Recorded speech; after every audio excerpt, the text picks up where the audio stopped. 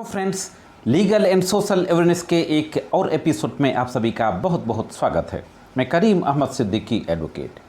साथियों, आज के इस एपिसोड में मैं ये जो 3 नए कानून बने हैं, भारतीय न्याय संहिता, भारतीय नागरिक सुरक्षा संहिता और भारतीय साक्ष्य अधिनियम, उसमें से जो भारतीय नागरिक सुरक्षा संहिता है, जो क्रिमिनल प्रोसीजर कोड की जगह पर लागू की गई है, उसकी कुछ बहुत ही महत्वपूर्ण और बहुत ही ख़तरनाक, मैं यूँ कहूँ कि पुलिस को इतना ज़्यादा पावर देने वाले प्रावधान के बारे में बातचीत करने जा रहा हूँ, जिससे हर व्यक्ति के मौलिक अधिकारों को खतरा पैदा हो सकता है। हाँ दोस्तों, भारत के संविधान के अनुच्छेद 21 में जो right to life and personal liberty, जीवन जीने और व्यक्तिगत स्वतंत्रता का जो मौलिक अधिकार दिया गया है, वो मौलिक अधिकार भी खतरे में पड़ सकता है और बहुत ज़्यादा पॉसिबिलिटीज़ है कि पुलिस के द्वारा इन प्रावधानों का ज़बरदस्त दुरुपयोग किया जाएगा। जैसा कि इसके पहले भी हम देखते आए हैं, बहुत से ऐसे प्रावधान हैं, ख़ास तौर से जो आर्म्स एक्ट के प्रावधान होते हैं, किसी व्यक्ति के विरुद्ध चाकू बरामद दिखानी हो, कट्टा बरामद दिखानी हो, कोई बुलेट कारतूस वगैरह बरामद दिखानी हो। इसी के साथ साथ जो NDPS के प्रावधान होते हैं, अफीम, गांजा, चरस, स्मैक, हम जानते हैं कि ये ज़्यादातर केसेस फेक पुलिस के द्वारा फैब्रिकेट करके लगाए जाते हैं। मैं नहीं कहता हूँ कि जेन्युइन मामले नहीं होते हैं, लेकिन उनका परसेंटेज कम होता है। पुलिस के द्वारा फेक स्टोरी बहुत ज़्यादा क्रिएट की जाती है।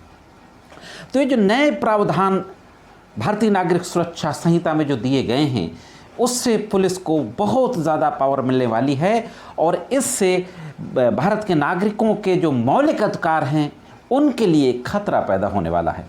तो साथियों, बहुत महत्वपूर्ण जानकारी है, इसलिए जुड़े रहे आखिरी तक।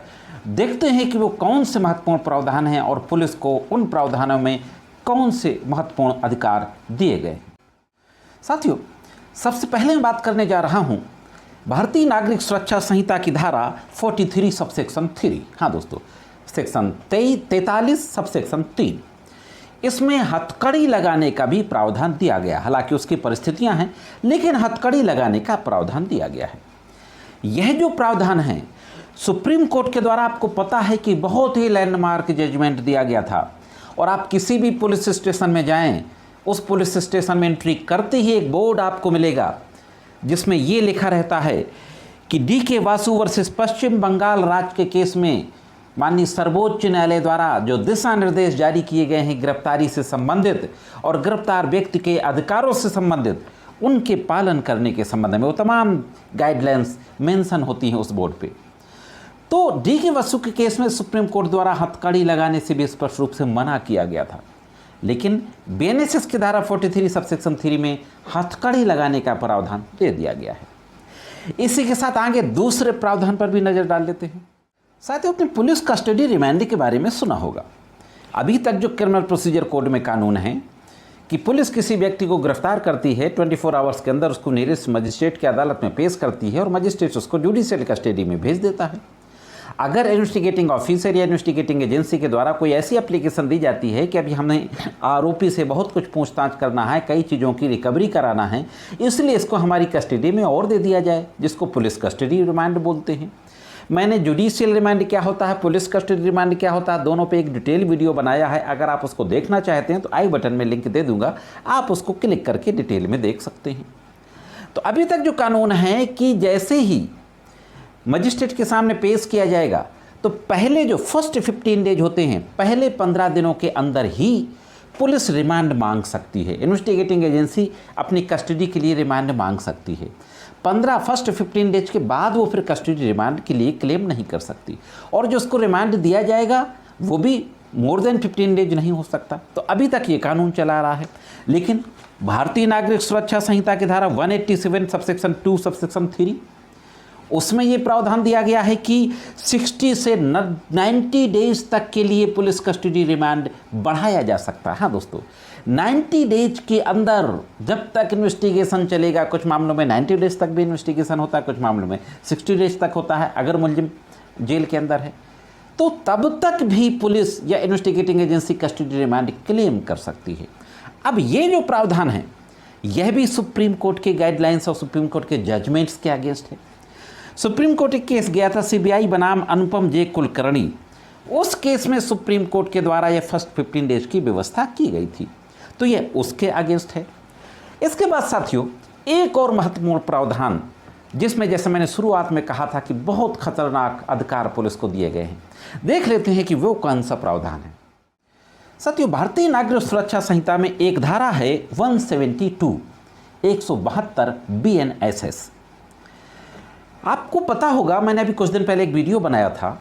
सीआरपीसी में सेक्शन 41 था, जिसमें वो शर्तें दी गई थी कि किसी भी व्यक्ति को बिना मजिस्ट्रेट की परमिशन, बिना गिरफ्तारी वारंट के कब गिरफ्तार किया जा सकता है।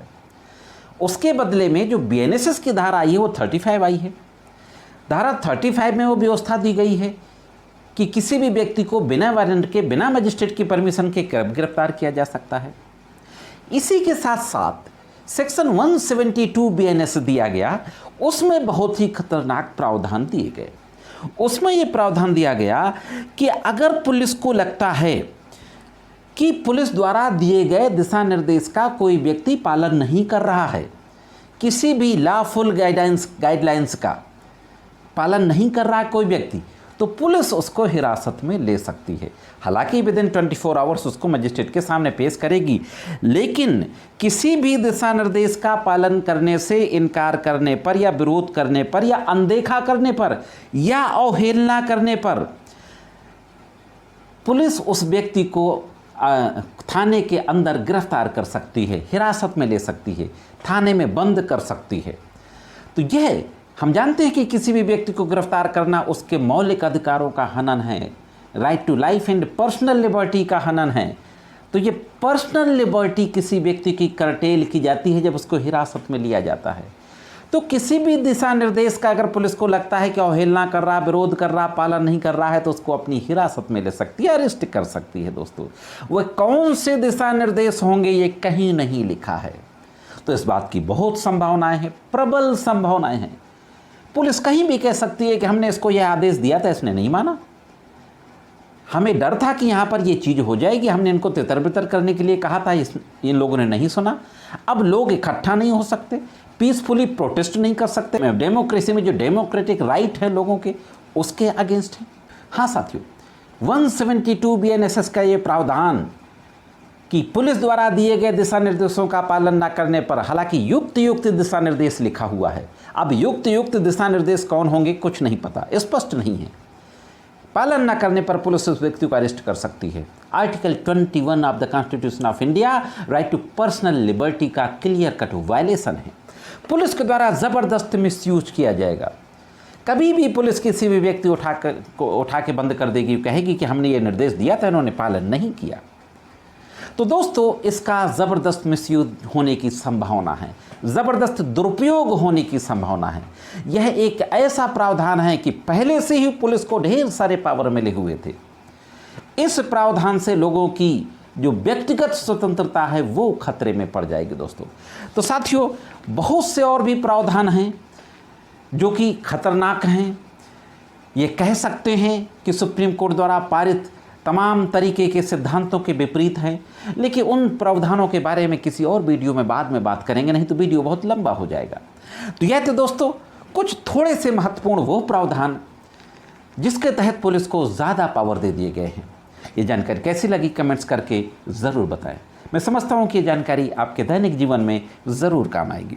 आज के इस एपिसोड में सिर्फ इतना ही, मिलते हैं किसी अन्य एपिसोड में कानून की कुछ अन्य जानकारियों के साथ। तब तक महत्वपूर्ण कानूनी जानकारियों के लिए देखते रहें लीगल एंड सोशल अवेयरनेस।